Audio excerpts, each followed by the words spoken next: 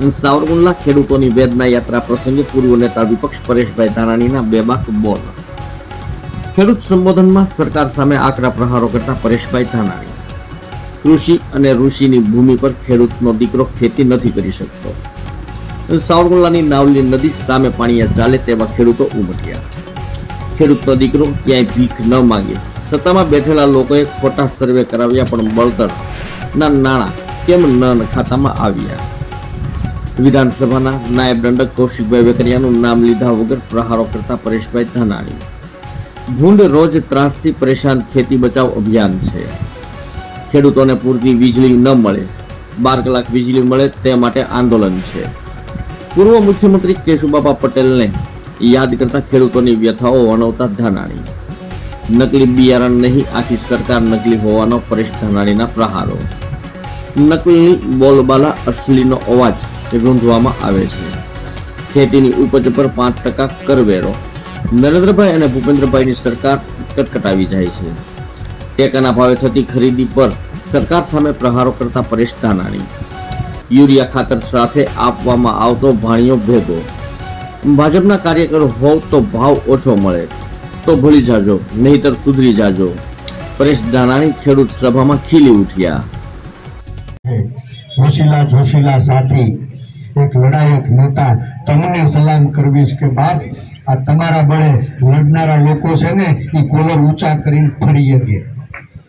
તમે અહીંયા ભેગા થાવ ને તો લડનારા લોકોને બળ મળે. અને એવા જ લડાયક સાથી ભાઈ પ્રતાપભાઈ દુધાતની આગેવાની નીચે આજ સાવરકુંડલા શહેર અને તાલુકા કોંગ્રેસ સમિતિ દ્વારા ખેતી અને ખેડૂત બચાવો અભિયાનનો પાયો નખાણો છે.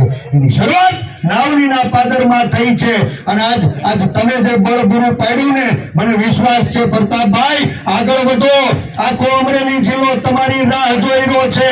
11 તાલુકામાં ખેતી અને ખેડૂત બચાવો અભિયાન એનું તમારા નેતૃત્વમાં શરૂઆત થાય. અને આખા જિલ્લામાં તાલુકે મારો ગામડાનો ખેડૂત આગેવાન છે ને, એકવાર નાત જાત ભાત ભૂલી બાપ પાર્ટી, આ પાર્ટીની બેરિયર છે ને એ તોડજો. અમારા માટે કામની છે, ખેડૂત માટે નહીં. ભાજપ વાળાને મગફળીના 2000 મળે, કોંગ્રેસ વાળાને 1200 પીટાય એવું છે. ભાજપ વાળાનો કપાસ 4000 મણ જાય અને કોંગ્રેસ વાળાનો 1000 લૂંટાય એવું છે ખરું ભાઈ? ભાજપ વાળાની ખેતરના પડામાં 24 કલાક વીજળી આવે અને કોંગ્રેસ વાળાની 4 કલાક. આવું છે કઈ? ભાજપ વાળો જાય તો એને ટ્રેક્ટર 2 લાખમાં મળે અને કોંગ્રેસ વાળો જાય તો એને ટ્રેક્ટરના 6 લાખ થાય. આવું છે કઈ? એટલે કયો તો ખરા. આવું કઈ હોય તમતાર ભળી જાય તો, અને નહીં તો સાનમુના સુધરી જાજો.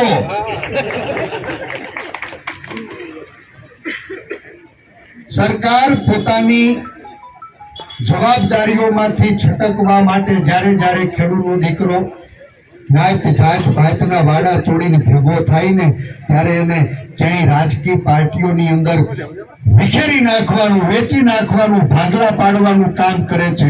એટલે આજ નાવલીના પાદરમાંથી આખા અમરેલી જિલ્લાના ગુજરાતના ખેડૂતોને વિનંતી કરું છું કે બાપ આ ગરીબ ગામડા અને ખેડૂતને બચાવવાનું જે અભિયાન છે ને, એ કોઈ નાત જાત ભાતનું અભિયાન નથી, એ રાજકીય અભિયાન નથી. કોંગ્રેસ પક્ષના કાર્યકર્તાઓ તરીકે અમે અમારી જવાબદારી નિભાવી રહ્યા છીએ.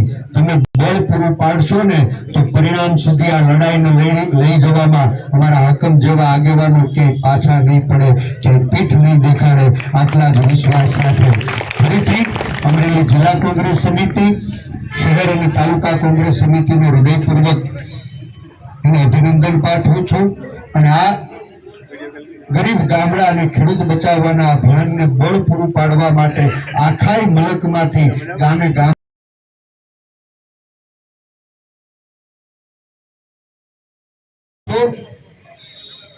મોટા મોટા ભાષણ કરતા હતા. આજ મારે તમને પૂછવું છે, ભાઈ યુરિયાનો ભાવ કેટલો છે? હે યુરિયાનો ભાવ કેટલો બોલો તો ખરા 270 હે 50 કિલોની કે પછી